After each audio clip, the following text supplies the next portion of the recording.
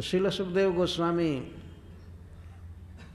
कहते हैं कि नंद प्रधान गोप वृद्धगण एक साथ मिलकर ब्रज के हित के विषय में विचार करने लगे।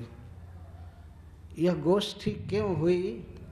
क्योंकि बृहद बने महाबने महोत्पातान अनुभूय, बारंबार महाबन में उत्पात हो रहे थे। जैसे सबसे पहला उत्पात था पूतना का आना ब्रज में। पूतना बालक कृष्ण को, शिशु कृष्ण को हर कर ले गई थी, मारना चाहती थी, लेकिन ब्रजवासियों की दृष्टि में भगवान की कृपा से, नारायण की कृपा से वही मर गई। और उसने इतना जोर से चिल्लाया था, जोर से दुख का शब्द व्यक्त किया था कि प्रत्येक ब्रजवासी को ऐसा अनुभव हुआ कि उनके सिर पर ही वज्रपात हो गया।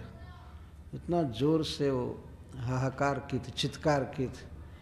तो एक तो उत्पात ये था। दूसरा उत्पात था बहुत प्रकार के सामान से भरा हुआ छकड़ा उलट जाना। भगवान नीचे सोए थे बच्चे के रूप में और छकड़ा ऊपर था। अपने पैर से ही उन्होंने उलाटा था, पलटा था, लेकिन ब्रजवासियों को ऐसा अनुभव हो रहा था कि कोई दैत्य इसको पलट दिया। तो उससे भी बहुत भयभीत थे लोग। जैसे मान लीजिए पार्किंग में कोई ट्रक खड़ा हो और अपने आप सीधा उल्टा हो जाए ये तो बहुत भारी अपशकुन होगा, बहुत भारी उत्पात होगा। ब्रजवासी इस घटना से बहुत दुखी थे, ये क्या हो रहा। उसके बाद तृणावर्त आया बवंडर के रूप में आकर के और शिशु कृष्ण को हर कर ले गया और ऊपर से पत्थर पर गिराया, अथवा श्री कृष्ण गिरे पत्थर पर, परंतु फिर भी भगवान की कृपा से वो बच गए। ब्रजवासियों के भाव का मैं अनुवाद कर रहा हूँ। वे लोग सोचते थे कि नारायण की कृपा से बच्चा बच रहा है, उनको ये पता नहीं था कि यही मूल नारायण है। इसी की कृपा से दुनिया में सब कुछ होता है। तो तृणावर्त का आना एक महान उत्पात था। और उसके बाद ये 2 वृक्षों का गिर जाना। यद्यपि सकट का पलटना और वृक्षों का गिरना, इसमें केवल कृष्ण कारण थे, उन्होंने गिराया था, लेकिन ब्रजवासियों के मन में बहुत शंका हो गई कि कोई न कोई भूत प्रेत दैत्य लग रहा है। आज तो 2 वृक्ष गिर गए, कल हो सकता है कि छत ही गिर जाए।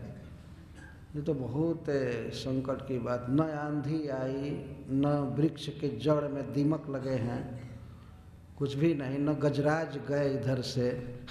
यद्यपि वो हजारों गजों से, हाथियों से उखड़ने वाले वृक्ष नहीं थे, और वो भी दोनों वृक्ष गिर गए।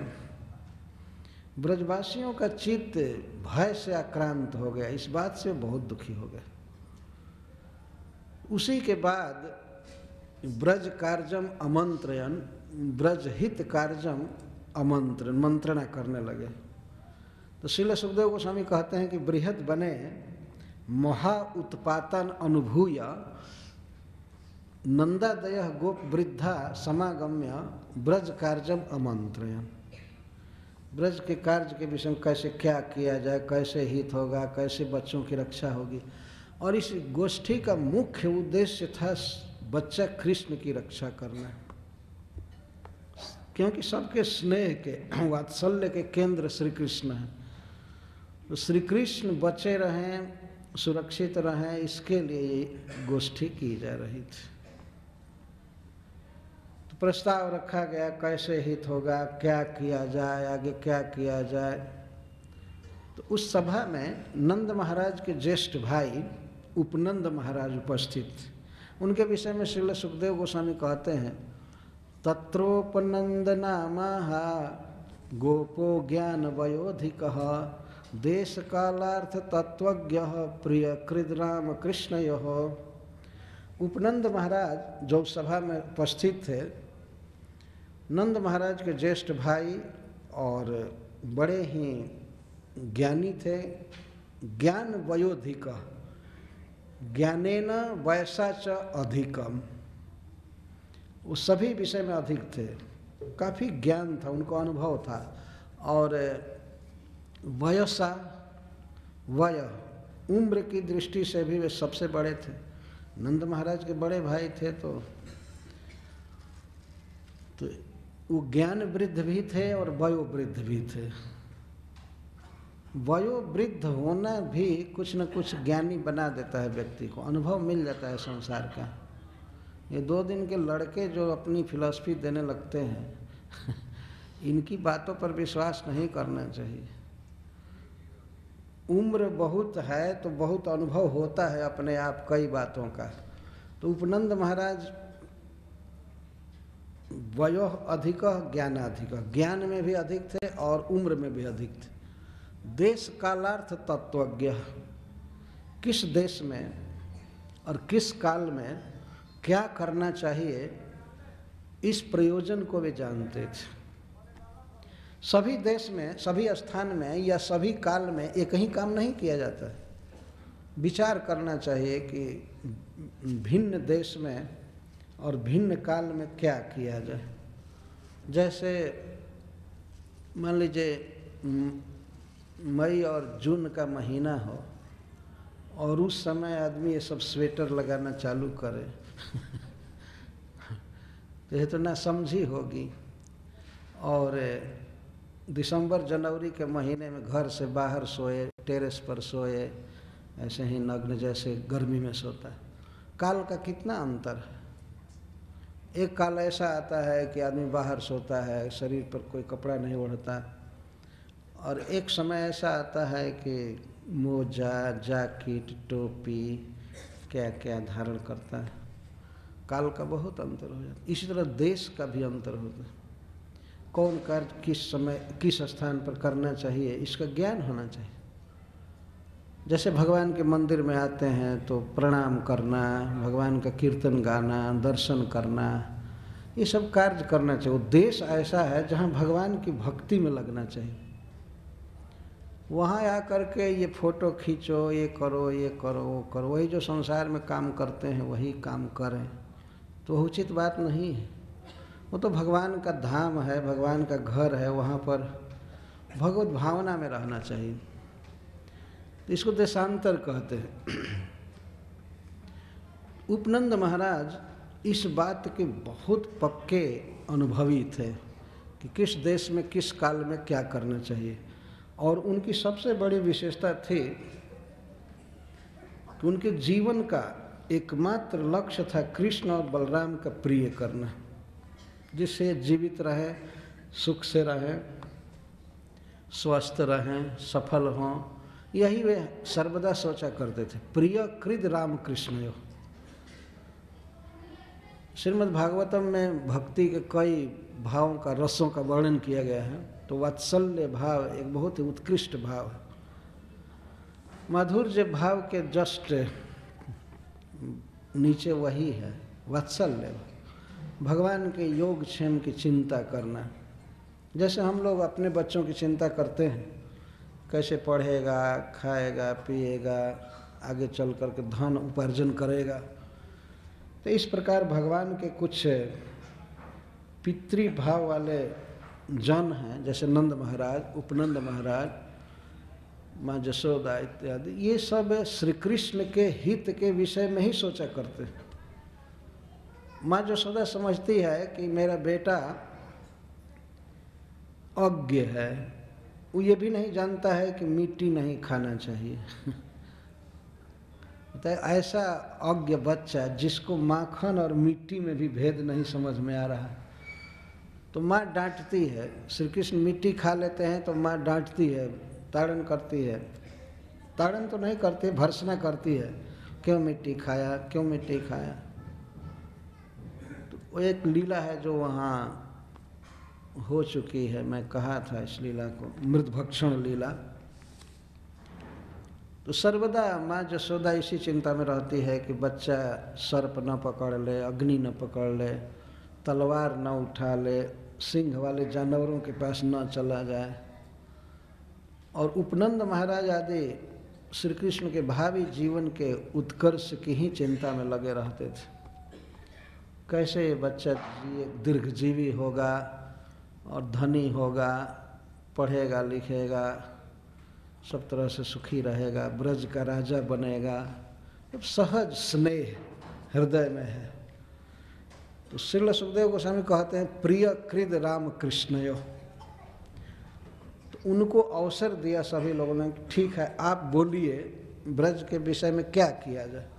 ब्रज का तात्पर्य है गौए, गोप, ये सब ब्रज कहे जाते हैं। तो उसके हित के विषय में वे अपनी राय देने लगे। उत्थातव्यमितोस्माभिर्गोकुलस्य हितैषिभिः। उपनंद महाराज ने सबसे पहले यही कहा कि गोकुलस्य हितैषिभिः, जो गोकुल के हितैषी हैं, जैसे नंद महाराज हैं, मैं हूँ, या जो भी, तो जो भी गोकुल का हित चाहते हैं, गौओं का हित चाहते हैं, गोपों का हित चाहते हैं, तो हम सब लोगों को उत्थातव्यम अन्यत्र गंतव्यम, इस स्थान से चल देना चाहिए। क्या गड़बड़ी हो रही है इस स्थान से चल देना चाहिए। यह बहुत सुगम बात नहीं थी कि जहाँ आदमी वर्षों से रहा है उस स्थान को छोड़ करके चला जाए। यहाँ भी लोग घर बनाए थे, रहते थे। जैसे आप लोगों ने सुना था 84 खंभा वाला घर मंदिर नंद महाराज का था। तो उस घर को छोड़ करके दूसरी जगह जाना आसान काम नहीं था, परंतु कृष्ण के रक्षा की इतनी चिंता थी कि उसके लिए जन्मभूमि छूट जाए, आवास छूट जाए, कुछ भी हो, जाने के लिए तैयार था। उत्थातव्यम इतोस्माभिः, इतः महावनात्, महावन से हम लोगों को उत्थातव्यम चल देना चाहिए। कृष्ण बलराम का हित करने के लिए हो रहा है, सभी बच्चों का, गौओं का, सबका इस स्थान से चल देना चाहिए। क्यों? अत्रायांति महोत्पात, यहाँ महाउत्पात आ रहे हैं। आयांत्यत्र महोत्पात, यहाँ पर महाउत्पात आ रहे हैं।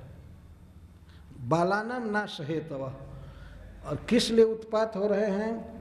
हमारे बच्चों का नाश करने के लिए।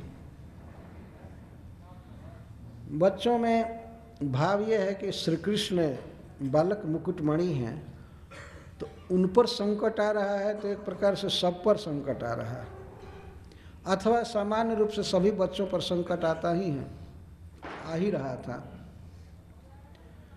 उपनंद महाराज इस तरह से बात कर रहे थे कि बच्चों पर बहुत संकट आ रहा है, इसलिए हम गोकुल के हितैषियों को चाहिए कि हम इस स्थान को छोड़ दें, हम लोग चलें, कहीं दूसरी जगह चलें।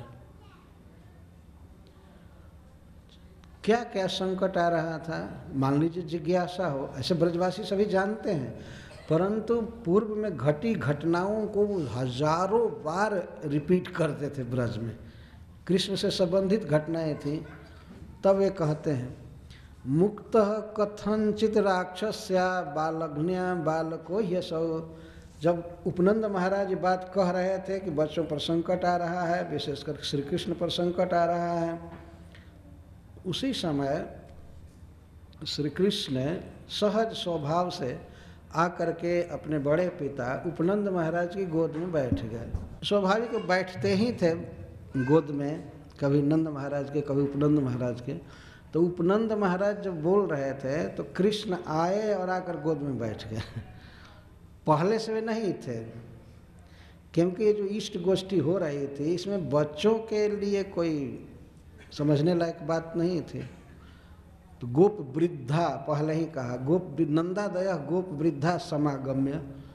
गोपों में जो वयोवृद्ध थे, ज्ञानी थे, वे सब बैठ करके बात कर रहे थे, परंतु बच्चे स्वाभाविक अपने पिता के पास चले जाते हैं, माँ के पास चले जाते हैं। तो श्री कृष्ण आए और बड़े ही प्रेम से अपने पिता के उपनंद महाराज की गोद में बैठ गए। गोद में बैठ गए, तब अब कहते हैं उपनंद महाराज, मुक्तः कथंचित राक्षस्या बालघ्न्या बालको ह्यसौ। असौ बालकः, यह बच्चा, अपने गोद में बैठे हुए कृष्ण को दिखाकर कह रहे हैं, असौ बालकः, यह बच्चा, यह बालक कथनचित किसी प्रकार से अस्मद महासौभाग्य न, हम लोगों के महासौभाग्य से हम लोगों ने पूर्व जन्म में पुण्य किया था, इस कारण से यह बच्चा बच गया। किससे? राक्षस्या, राक्षसी से, पूतना से, बालग्न्या, जो बच्चों की ही हत्या की करती थी, उस राक्षसी से किसी तरह यह बच्चा बच गया। कथनचित मुक्त, कथनचित, वो पकड़ ली थी, पकड़ करके घर से बाहर ले जा रही थी, लेकिन किसी तरह से उस राक्षसी से, पूतना से बच्चा बच गया। असौ बाल कहकर यह बच्चा बच गया। भगवान कितना वात्सल्य का आस्वादन करते होंगे, भगवान की रक्षा के लिए ये गोष्ठी हो रही है। यही है भक्ति वास्तव में। भक्ति यह नहीं है कि भगवान से हमेशा मांगा जाए। यद्यपि भगवान महादानी हैं, देते रहते हैं, लेकिन भगवान से मांगना हमेशा यह कोई भक्ति नहीं है, यह तो भीख मांगना जैसा। आदमी सोचता है सारा धन हमारे घर में आवे, सुख संपत्ति घर आवे, कष्ट मिटे तन का, ओम जय जगदीश हरे। तो भगवान का भी कष्ट तो मिटाना चाहिए ना। यदि भगवान पर कोई कष्ट नहीं है, कोई दुख नहीं है भगवान पर, लेकिन भाव है भक्तों का, उपनंद महाराज का, किसी तरह से ये मुक्त हो गया। कथनचित मुक्त, कथनचित का अर्थ है अस्मद अनिर्वचनीय सौभाग्य न, हमारे अनिर्वचनीय सौभाग्य से।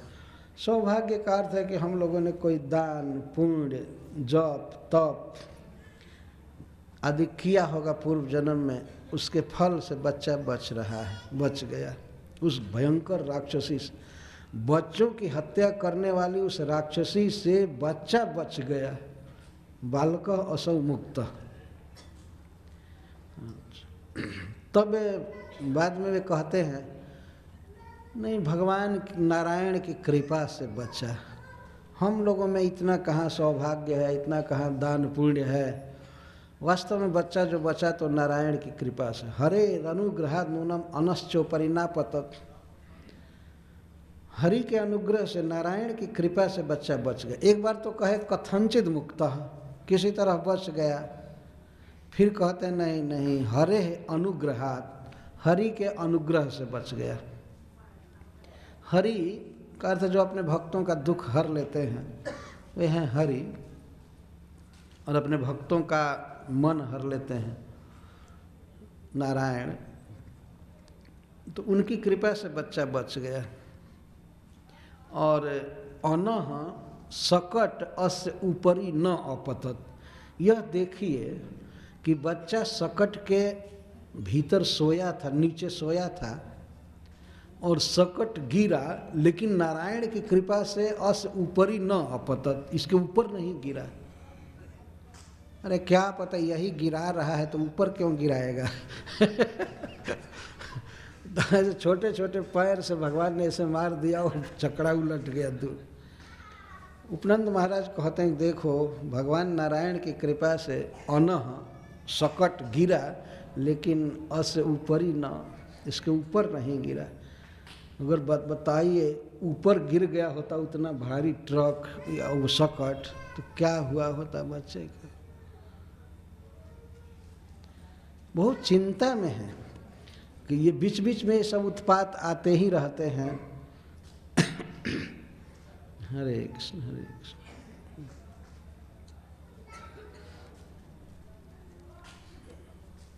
उधर ही रोकना चाहिए ना।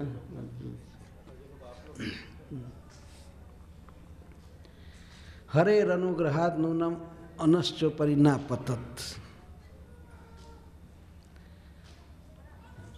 इस तरह से याद कर रहे हैं। अब दूसरी घटना कह रहे हैं। ये कृष्ण कथा चल रही है। उपनंद महाराज के मुख कमल से परम वात्सल्य रस से सिक्त श्री कृष्ण की घटनाएं बताई जा रही हैं। और इसके बाद कहते हैं चक्रवातेन नीतो यम दैतेन विपदम वियत शिलायां पतितस्तत्र परित्रातः सुरेश्वरैः। देखिए उस दिन की घटना। चक्रवातेन नीतो, चक्रवात से ये ले गया कहाँ? विपदम वीणाम पक्षिणाम पदम, जहाँ पक्षी उड़ते हैं आकाश में तृणावर्त इसको ले गया। वियत, वियत का बहुत ऊंचा पर ले गया था, बहुत ऊंचा पर ले गया। चक्रवात बवंडर के रूप में आया था और कृष्ण को हर करके ले गया। गोद में कृष्ण को रख करके कृष्ण की कथा कह रहे हैं। चक्रवाते न नीतो अयम, अयम शब्द का ये भाव है कि गोद में बैठे हैं श्री कृष्ण और उनको दिखाकर कहते यह चक्रवात के, तो चक्रवात कहते हैं बवंडर को, जैसे चक्र की तरह घूमता है। चक्रवात, वात का अर्थ है हवा, चक्र हवा, चक्रवात बवंडर। उस बवंडर के रूप में ये आया था तृणावर्त दैत्य। वास्तव में दैत्य था, केवल चक्रवात नहीं था, दैत्य न दैत्य था। और इस बच्चे को मारने के लिए ले गया। ऊपर क्यों ले गया? ऊपर ले गया होगा खा जाऊंगा, अथवा ऊपर ले जाकर के शिला पर पटकने के लिए,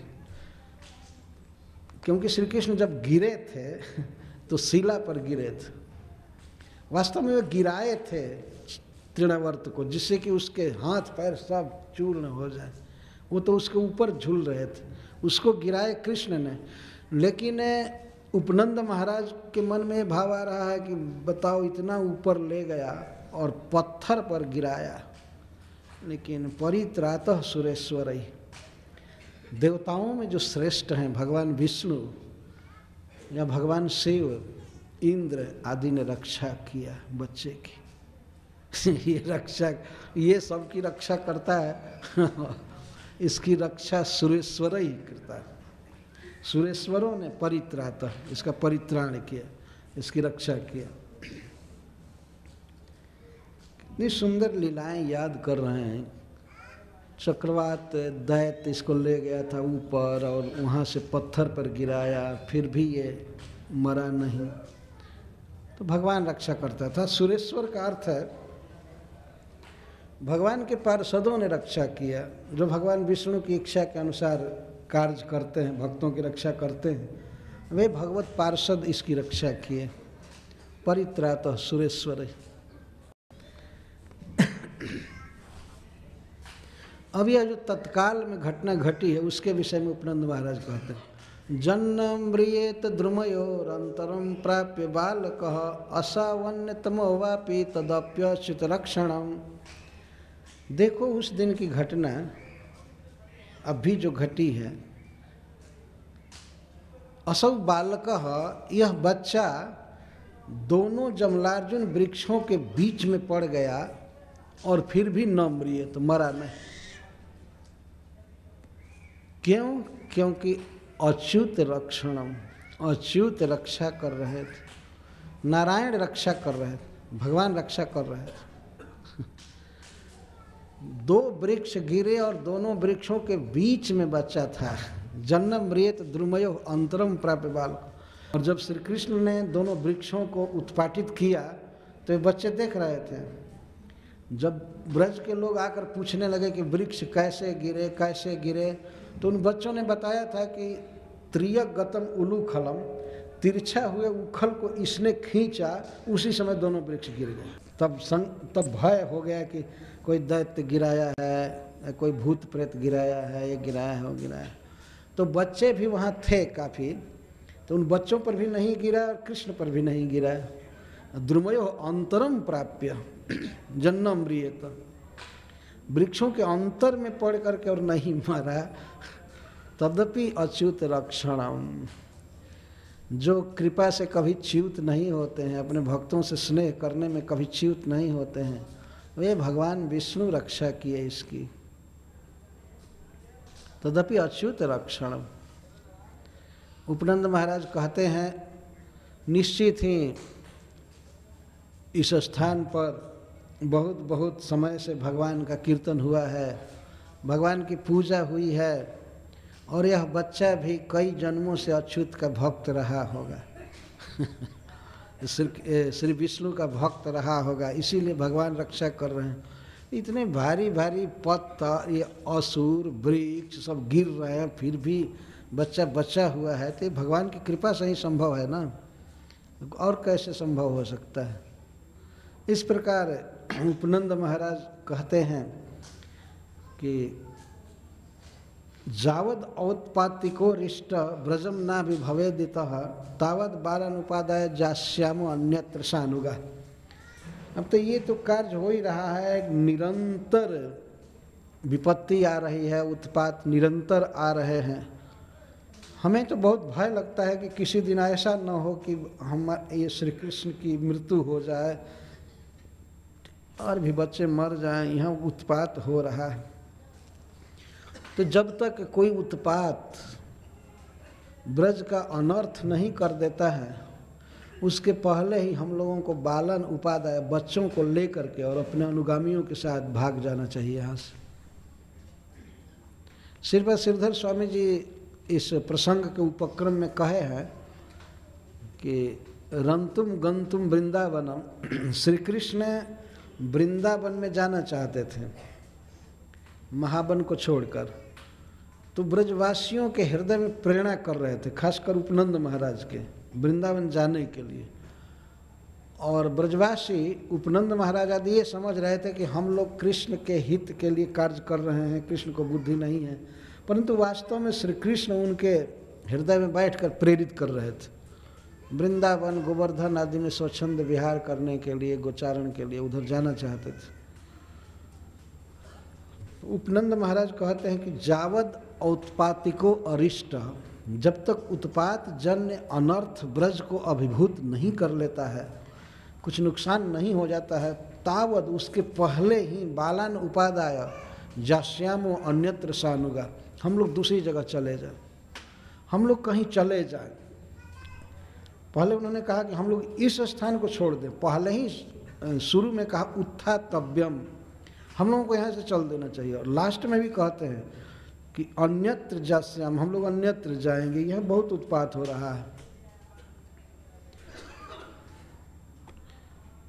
तब प्रश्न होगा कि कोई जहाँ जा रहा है नए स्थान पर, तो उसकी जानकारी और उसकी पूरा उसका ज्ञान हुए बिना और निश्चित हुए बिना पूर्व स्थान का त्याग नहीं करना चाहिए। तो कहाँ जाएंगे? अन्य गोपों ने पूछा, ठीक है आप जाने को कहते हैं बच्चों की रक्षा के लिए, लेकिन कहाँ जाएं? तब उपनंद महाराज कहते हैं, वनम वृंदावनम नाम पशव्यम नवकाननम गोप गोपी गवाम सेव्यम पुण्याद्रि तृणविरुधम। एक वृंदावन नाम का वन है,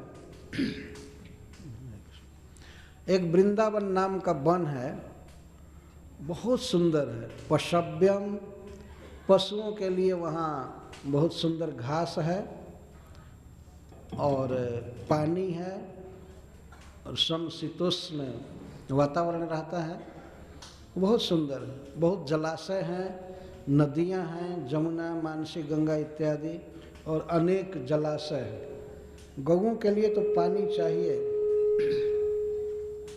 और घास चाहिए, और जहाँ और भी रोग दुख न होता हो। तो उपनंद महाराज के विषय में पहले कहा गया कि देश कालार्थ तत्वज्ञ, देश काल आदि के प्रयोजन के तत्व को जानते थे और बहुत घूमे थे, अनुभवी थे, इसलिए वृंदावन को जानते थे। ध्यान रखना चाहिए कि वृंदावन भांडीर वन से लेकर के और काम में वन तक था, ये सब वृंदावन के नाम से ही जाना जाता है, जिसमें गोवर्धन, बरसाने, नंदगांव, ये सब वृंदावन के अंदर ही आते हैं। उपनंद महाराज कहते हैं कि वनम वृंदावनम नाम पशव्यम नवकाननम, एक वृंदावन नाम का वन है, वो पशव्यम पशूनाम हितम, पशुओं का बहुत उपकारी है, हित है। वहाँ बहुत सुंदर घास है और पानी बहुत सुंदर है, तथा नवकाननम, और उस वृंदावन के भीतर बहुत से अवान्तर नए नए कानन हैं, नए नए वन हैं। गोप गोपी गवाम सेव्यम, वह स्थान गोपों के लिए, गोपियों के लिए और गौओं के लिए सेवन करने योग्य है। पुण्याद्रि तृण विरुद्धम, उस वन में बहुत ही पवित्र, बहुत सुंदर पर्वत हैं, जैसे श्री गोवर्धन जी, और पुण्य वृक्ष हैं, पुण्य लता हैं, पुण्याद्रि तृण विरुद्धम, और पुण्य लताएं, पुण्य लताएं, पुण्य वृक्ष और पुण्य अद्रि सरोवर आदि। पुण्य का अर्थ है बहुत सुंदर श्रेष्ठ कोटि के, जिनमें फल फूल बहुत अच्छी तरह से लगते हैं, जिनमें छाया होती है। इस संसार में कुछ अपूर्ण वृक्ष होते हैं, उनकी छाया में बैठने पर भी नुकसान होता है। श्रीमद् भागवतम में लिखा गया, अपूर्ण वृक्षान श्रयते। पंचम स्कंध में भवाटवी का वर्णन करते हुए कहा गया है कि यह जीव रूप वणिक कभी कभी अपूर्ण वृक्षों का आश्रय लेता है। अपूर्ण वृक्ष का मतलब है ऐसे लोग जो भगवान के भक्त नहीं हैं, जो भगवान के भक्त नहीं हैं, कोई कंकक्टेड आइडिया में चल रहे हैं, कोई पंथ की कल्पना करके, तो उनको बिल्कुल अपवित्र वृक्ष कहा गया है। उनका तो कोई आश्रय लेता है तो उसे बहुत नुकसान होता है। वैष्णवों का आश्रय लेना चाहिए, भगवान के भक्तों का आश्रय लेना चाहिए संसार में। तो वृंदावन में जितने भी वृक्ष हैं सब पुण्य वृक्ष, बहुत सुंदर, और जिनके छाया में आने पर व्यक्ति का उद्भव होता है। जैसा आपने सुना होगा स्वर्ग में कल्प वृक्ष होता है, तो कल्प वृक्ष के छाया में आने पर ही आदमी निहाल हो जाता है, उसकी इच्छाएं पूरी हो जाती हैं। वो मांगे या ना मांगे, उसकी इच्छाएं पूरी हो जाती हैं कल्प वृक्ष की शरण लेने मात्र से। तो वृंदावन में बहुत सुंदर सुंदर पवित्र वृक्ष हैं, लताएं हैं, पर्वत हैं, और गोप गोपी गौओं के लिए सेवनीय है। तो हम लोग वहाँ चले। तो इसके बाद गोपों ने पूछा नंद महाराज आदि ने कि कब चला जाए, तो कहते तत्राद्यैव जास्याम, आज ही सकटन जुंक्त माचिरम, गाड़ियों को जोतिए, बैलों को नाधिए सकट में, अद्यैव माचिरम, आज ही चलना है और देर नहीं करना है, आज ही चलना है।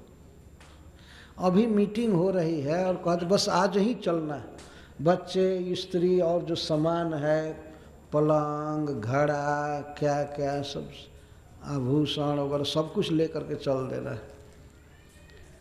यदि आज इस युग में किसी व्यक्ति को कहा जाए कि बस आज ही निकलो, चलो दूसरी जगह चलने, तो आदमी तो परेशान हो जाएगा कि भाई इतना सामान है, कहाँ ले जाएंगे, और घर का कोई ठिकाना नहीं। ये घर शिफ्ट करने से पहले दूसरा घर होना चाहिए ना।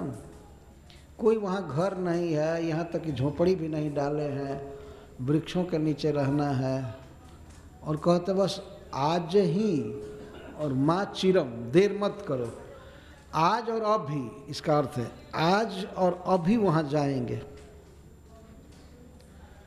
गोधनान्य अग्रतो जानतु भवता में दिरोचते। लेकिन बड़े सुशील भाषा में उपनंद महाराज बोल रहे हैं कि भवता में यदि रोचते, यदि आप लोगों को अच्छा लग रहा है तब चलें। तो उन्होंने अपना मत दे दिया कि वही सबसे ठीक है, यहाँ से भागना चाहिए, बहुत खतरनाक जगह है, यहाँ पर बहुत विपत्ति आ रही है, अनर्थ आ रहा है, उत्पात आ रहा है, हम लोग चले। लेकिन भाई अंत में भवता में यदि रोचते, यदि आप सबको ये अच्छा लग रहा है तब चलें, और नहीं तो क्या किया जाए। किसी व्यक्ति को कितना भी अपना समाज हो, लेकिन फोर्स नहीं करना चाहिए। नहीं, चलिए चलो चलो चलो चलो चलो चलो, चलना ही है, मैं कहता हूँ चलना है, ऐसा नहीं बोलना चाहिए। तो यदि आप लोगों को अच्छा लग रहा है तो हमारा ये मत है, आप लोग चलिए। तब वे तैयार हो गए सभी। तत्श्रुत्वैक धियो गोपा स्वांसन ब्रजन समायुजन। तो वे गोप तुरंत ही उनकी बात मान ली, क्योंकि एक धिया, सबकी एक मति थी। अथवा एकस्मिन् श्री कृष्ण एवं धीर जैसा ते, श्री कृष्ण में ही उनकी बुद्धि थी, श्री कृष्ण के ही हित के विषय में सोच रहे थे। और सभी ब्रजवासियों की धारणा थी कि जो भी उत्पात हो रहा है, विपत्ति आ रही है, कृष्ण पर आ रही है, इसलिए अच्छा है, कृष्ण को बचाने के लिए हम लोगों को जितना जल्दी चलना चाहिए। तो अपने अपने ब्रज को, ब्रज का अर्थ है अपने घर के सामान को, गौओं को और सब अपने जनों को, सब इकट्ठा करने लगे। कोई बच्चे इधर उधर गए थे, खेल रहे थे, गौएं इधर उधर गई थी चरने के लिए, तो सब अपना अपना सहेजने लगे, सब देखने लगे गाय किधर गई है, बच्चे किधर हैं, और सब गिन गिन करके अपना अपना सब ले करके चलना है। स्वान स्वान ब्रजम, ये उचित बात है, क्योंकि अपना अपना सब मिला लेंगे तो निकलने में ठीक रहेगा। ऐसा नहीं किसी गाय कहीं छूट जाए, कोई बच्चा इधर उधर छूट जाए, सब अपना अपना देख रहे थे। कभी कभी हम लोग वृंदावन यात्रा में, गोवर्धन जी की परिक्रमा में या मथुरा में जब द्वितीय स्नान करने जाने पर कहते हैं भाई अपने अपने आदमी को देखते रहिए जो ग्रुप का लीडर है वही सबको नहीं देखेगा, अपने अपने आदमी को देखिए कि वो तो छूटा तो नहीं, कहीं छूटा नहीं। इतनी सावधानी के बाद भी लोग छूट जाते और रोने लगते हैं, हाय हम तो अपने झुंड से बिछुड़ गए हैं, ये हो गए हैं। तो वहाँ से बताया जाता है ठीक है वृंदावन चले जाओ कृष्ण बलराम मंदिर में। वो ब्रजवासी लोग कहते हैं अंग्रेज मंदिर में चले जाओ, वहाँ से आए हो ना, वहाँ चले जाओ। इतनी सजगता के बाद भी आदमी छूट जाता है। इसीलिए वो लोग अपने सकट आदि को जुटाए और रूढ़ परिच्छदा अपने अपने सामान को बैलगाड़ियों पर लादे, सैकड़ों हजारों बैलगाड़ियाँ चलने लगी और उस पर लादे सामान और चले। खास करके बालक, वृद्ध और स्त्रियां, ये सब सकट पर चल रहे थे, पैदल नहीं चल रहे थे। बालान वृद्धान स्त्रियो राजन, हे महाराज परीक्षित, सर्वोपकरणानि च अनसु आरोप्य गोपाला जत्ता आत्सरासना। कुछ गोप हाथों में धनुष बाण लेकर चल रहे थे। गोपाला जत्ता आत्सरासना, धनुष बाण लेकर चल रहे थे, रक्षा करनी है। साथ में स्त्रियां हैं, धन है, स्वर्ण आदि। भगवान के जन्म के समय ही बहुत धन बढ़ गया था, तो धन अपने साथ जा रहा है, गौएं हैं, स्त्रियां हैं, बच्चे हैं, सबकी रक्षा के लिए बहुत सजग होकर के हथियार लेकर के चल रहे पैदल। जत्ता आत्सरासना, बहुत सावधान थे गोप। ये खतरा सब जगह हो सकता है, कभी भी होता रहता है, देखा गया। बच्चों की, स्त्रियों की रक्षा करनी चाहिए, और रक्षा होती है वास्तव में शक्ति से, विनय से रक्षा नहीं होती है।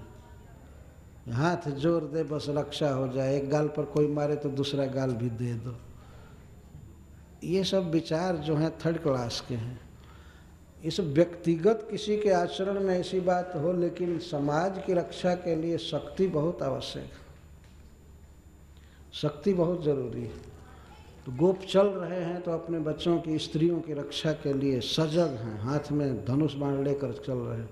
और स्त्रियां, बच्चे और वृद्ध ये सब बैलगाड़ियों पर चल रहे हैं। गोधनानि पुरस्कृत्य श्रृंगार्या पूर्व सर्वतः तुर्जा घोषेण महता जजुः सह पुरोहिता। तो अपने साथ पुरोहित भी चल रहे थे। पुरोहित साथ में रहना बहुत आवश्यक होता है। पुरोहित, पुरोहित जो सामने रह करके हित किया करे, लग्न बार आदि बतावे, ढंग से संकट से रक्षा करे, उसको पुरोहित कहते हैं। पुरहित पुरोहित, पुरह का अर्थ होता है सामने, हमेशा अपने जजमान का हित करने के लिए तत्पर रहता है, इसलिए उसको पुरोहित कहते हैं। ऐसा नहीं कि जजमान से केवल दक्षिणा लेने के लिए ही भेंट करता है, बाकी और कभी याद भी नहीं आती, हित करता है। तो ये गोप चल रहे हैं तो ब्राह्मणों को साथ में रह करके सबकी आवश्यकता होती है। ब्राह्मण बुद्धि देते हैं, वेद शास्त्र देते हैं, पढ़ाते हैं, तो उनकी ज़रूरत थी उनके साथ चले। और गोधनानी पुरस्कृत, गौओं को आगे करके, जैसा उपनंद महाराज ने कहा था कि गोधना अग्रतः जानतु, गौएं आगे जाए, गोधनान्य अग्रतो जानतु, गौएं आगे जाए, आगे आगे चल रहे हैं। ऐसा नहीं कि सब लोग चले जाएं, गौएं पीछे से आए, नहीं, गौओं को अब भी हाँक देना चाहिए और गौएं चलें। तो गौएं आगे आगे चल रही थी और सब जगह सींग बजा बजा करके सब गौओं को समेट रहे थे, बुला रहे थे लोगों को। कोई गाय कहीं किसी झाड़ी में न छिप गई हो, किसी खेत में न हो, तो सींग बजा रहे थे सब जगह से। तो सींग के आवाज़ से पता चलता था कि लोग कहीं जा रहे हैं। और तूर्ज घोषेण महता, और भेरी बज रही थी, भेरी बज रही थी बहुत जोर से। भेरी कहते हैं जो वैसे ऊंचा रहता है, ऐसे बजाते हैं भेरी। पता नहीं हिंदी में क्या कहते हैं इसको। दुंदुभी, दुंदुभी बज रही जोर जोर से कि अब चलना है, चलना है। जैसे गाड़ियाँ खुलती हैं ट्रेन वगैरह तो सीटी दे करके, वैसे सब पूरा बाजा बजा करके बढ़िया से, कोई छूट ना जाए, कोई रह ना जाए। जो बलवान गोप लोग थे वे सब पीछे चल रहे थे सबको ले करके, और कुछ बगल में इधर उधर, कुछ आगे चल रहे थे धनुष बाण ले करके। इस तरह से श्रीमद् भागवतम में नीति बताई गई कैसे चलना चाहिए। बच्चों की और स्त्रियों की रक्षा हमेशा होनी चाहिए। हम बहुत से दूषित लोग रहते हैं संसार में, वे स्त्रियों का अपहरण कर लेते हैं, बच्चों को चुरा लेते हैं, तो उनकी रक्षा होनी चाहिए। तो इस तरह से वे चल रहे थे। यशोदा और रोहिणी एक सकट पर चढ़े थे और कृष्ण बलराम एक ही सकट पर थे। यशोदा रोहिणी हो ये कम, यशोदा, इसके पहले एक श्लोक है, गोपियाँ चल रही थी। तो गोपियों के विषय में सुखदेव गोस्वामी एक विशेष बात कह रहे हैं। गोप्यो रूढ़ रथा नूतन कुछ कुमकुम कांतय, गोपियाँ चल रही थी रथ पर। और को सकट पर चलने की बात कहे, बैलगाड़ी पर, और गोपियों को सुखदेव गोस्वामी कहते हैं कि वो रथ पर चढ़ी थी। इस रथ का अर्थ यह है कि वे कुछ ऊंचे गाड़ी पर थी और उसमें घोड़े जुते हुए थे, अथवा बैल भी जुत सकते हैं, तो उसको रथ कहा गया। और को सकट कहा गया, बैलगाड़ी। लेकिन गोपियाँ जिन जिन सवारियों पर चढ़ी हैं उनको रथ कहा जाए। तो वे स्पष्ट रूप से गा सकें, भगवान की लीलाओं को गीत गा सके, इसके लिए उनको ऊंचा पर बैठाया गया। प्राय हम लोगों ने देखा है कि भारतवर्ष में स्त्रियां गीत गाती हैं विवाह में या किसी सामाजिक उत्सव में, तो वे ऊपर चढ़ करके गाती हैं, छत पर, है ना। और लोगों के साथ समाज में आकर के नहीं गाती। बैंड बाजे बजते हैं, सब होता है, लेकिन स्त्रियां घर पर ऊपर से गीत गाती हैं, फूल बरसाती। तो गोपियों को रथ पर चढ़ाया गया। उनके विषय में श्रील सुखदेव गोस्वामी कहते हैं कि बिल्कुल नवज्योति गोपियाँ, उनके स्तन पर, कुछ पर कुमकुम लगे हुए थे, उसकी बड़ी सुंदर कांति हो रही थी और बहुत सुंदर गहना पहनी थी, कंठाभरण। स्त्रियां जितने भी गहना पहनती हैं उनमें प्रधान है कंठाभरण, गले का गहना। तो इस उपलक्षण से यह कहा जा रहा है कि गोपियां सब प्रकार के आभूषण पहनी थी, हाथ में, पैर में, अंगूठियों में, गले में, सिर पर, बाजू में, सब जगह वे आभूषण पहनी थी और बहुत सुंदर वस्त्र पहनी थी, साड़ी पहनी थी। तो इस तरह से वे चल रही थी। और कृष्ण लीलाम जगु, कृष्ण की लीला को गा रही थी। गोपियां जब गा रही थी तो उनके साथ कोई तबला, हारमोनियम, मृदंग नहीं बज रहा था। भगवान ने स्त्रियों को इतना सुंदर गला दिया है कि उसमें बाजा की कोई ज़रूरत नहीं होती। तो गोपियां गा रहे थे श्री कृष्ण की लीलाओं को। अभी अभी जो ब्रज में वे करते थे बाल चापल्य अथवा पूतना वध आदि, तृणवर्त वध आदि, वृक्ष से बच जाना, श्री कृष्ण के सौंदर्य, माधुर्य, बाल लीला आदि का वे गान करते हुए जा रहे थे। कहीं भी व्यक्ति जाए, यात्रा में कोई सवारी है, तो जब भगवान की लीला गाई जाती है या महामंत्र गाया जाता है तो उसका वातावरण कुछ और होता है। यह है देवताओं का एक जगह से आना जाना। और कुछ लोग तो ऐसे भद्दे गीत गाते हुए इधर उधर भ्रमण करते हैं, वो सब दैत्य परिपाटी है। एक तो ऐसे ही जीवन अशुद्ध है और उस पर से और थर्ड क्लास के गीत बजा बजा करके और दूसरों को भी परेशान करते हैं, अपने तो नरक में जाएंगे। गोपियां कृष्ण लीला में जगु, कृष्ण लीला को गा रही थी।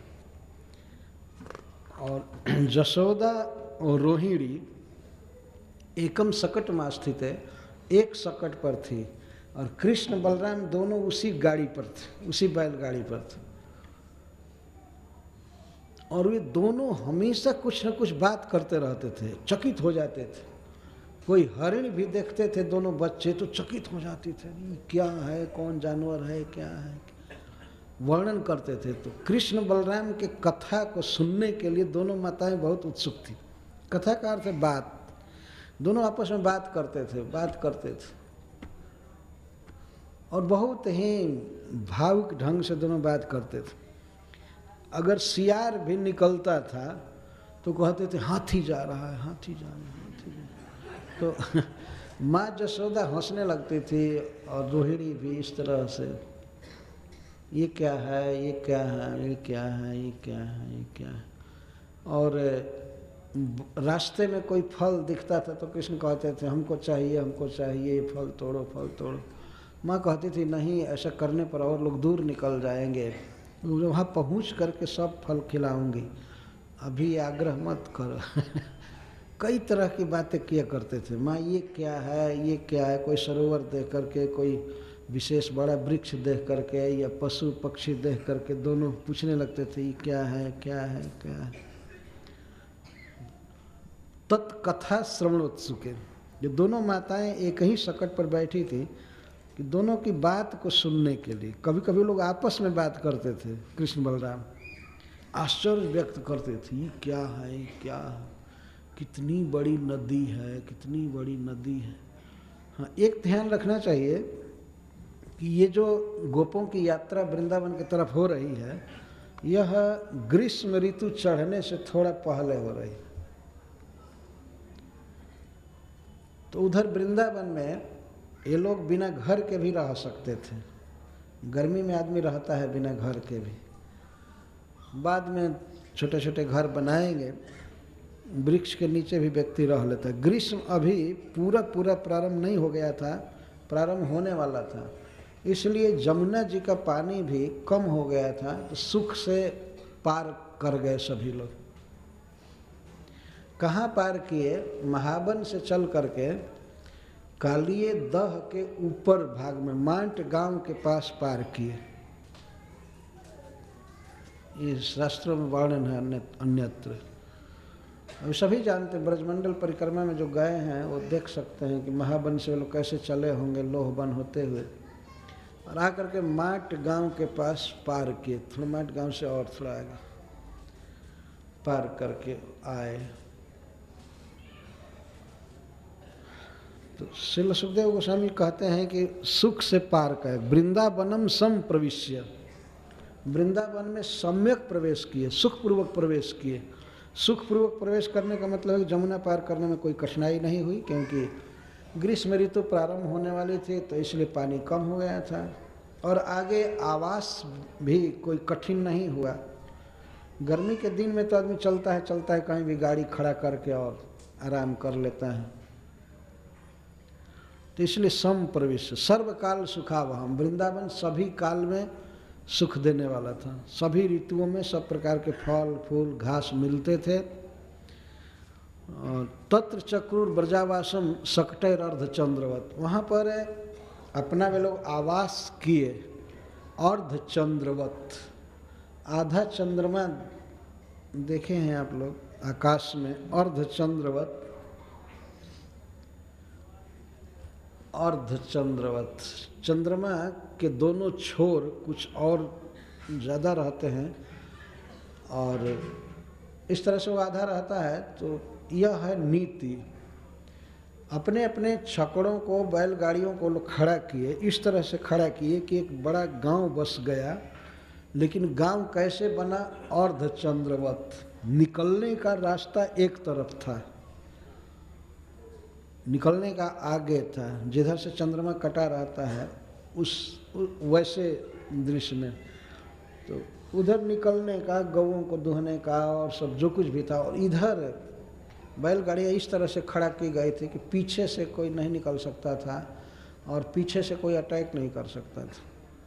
तो सुरक्षा की दृष्टि से इस तरह से वास किया गया। ब्रजावासम चक्र, ब्रज का आवास किए, सकट ही अर्धचंद्रवत। अब तो जो भी सामान था बैलगाड़ियों पर ही रखना था। अभी बैलगाड़ी ही अपना घर समझिए या वाहन जो कुछ भी है सब बैलगाड़ियों पर लाद करके ही इधर उधर जाते रहते थे। आज भी हम लोग देखते हैं कुछ लोग ऐसे हैं जो अपना पूरा घर सामान जो भी है वो लाद लाद कर यहाँ से वहाँ जाते रहते हैं। आज भी कुछ लोग हैं। भगवान ऐसे समाज में रहे हैं। आज विपत्ति के कारण ये ब्रजवासियों को अपना घर छोड़ करके दूसरे जगह जाना पड़ रहा है। भगवान इसका आस्वादन कर रहे हैं। अपने प्रेमियों के हृदय में जो वात्सल्य भाव है उसका आस्वादन कर रहे हैं। तो ये लोग वृंदावन चले गए और इसके बाद घूम घूम करके कृष्ण देखते थे। तो श्रील सुखदेव गोस्वामी कहते हैं, वृंदावनम गोवर्धनम जमुना पुलिनानि च वीक्ष्यासिद उत्तम प्रीति राम माधवयोर नृप। हे नृप, हे महाराज परीक्षित, राम माधव को, कृष्ण और बलराम को वृंदावन देखकर, गोवर्धन देखकर और जमुना के दोनों कछारों को देख करके अतिशय सुख मिला, अतिशय प्रीति, उत्तम प्रीति। अब तक कृष्ण बलराम को इतना सुख अन्य स्थानों से नहीं मिला था जितना वृंदावन को देखकर, गोवर्धन को देखकर और जमुना के पुलिनों को देख करके हुए। वीक्षा सिद्ध उत्तम प्रीति। उत्तम का अर्थ है सर्वश्रेष्ठ, सर्वश्रेष्ठ प्रीति। प्रीति का अर्थ सुख, प्रसन्नता। वृंदावन ऐसा धाम है जिसे देख करके सुख सागर भगवान भी सुख में मग्न हो गए। इसका अर्थ है कि वैकुंठ में रह करके या और कहीं भी भगवान को उतना सुख नहीं मिलता है जितना वृंदावन में। वृंदावनम गोवर्धनम जमुना पुलिनानि च। जमुना के पुलिन, जमुना के पुलिन पर, तटों पर ही भगवान बहुत सी लीलाएं किए हैं, जैसे रास क्रीड़ा आदि। ये भगवान को सुख देने वाला धाम है। यद्यपि भगवान श्री कृष्ण सुख के समुद्र हैं, सुख की निधि हैं, परंतु उनको भी वृंदावन सुख दे रहा था, गोवर्धन सुख दे रहा था। वह धाम आज भी है ज्यों का त्यों। और आप दिल्ली वासियों का तो बहुत सौभाग्य है कि वो बहुत निकट है और बीच बीच में अवसर मिलता रहता है आप लोगों को वहाँ जाने का। ये बहुत अच्छी बात है। भगवान की कृपा है कि वृंदावन के इतना निकट जन्म दिए, आवास दिए। और जो वृंदावन में रहते हैं उनके भाग्य को तो भगवान शेष नाग भी नहीं कह सकते। 1000 मुख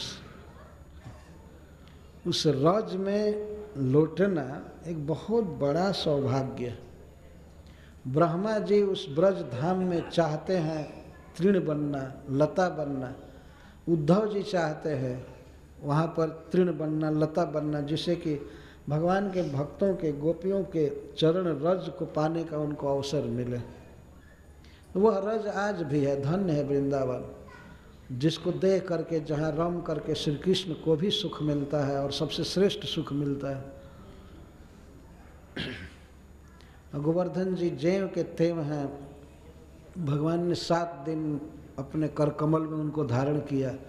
गिरिराज जी की गुफा में वे खेलते थे, खाते थे, ऊपर भी टहलते थे।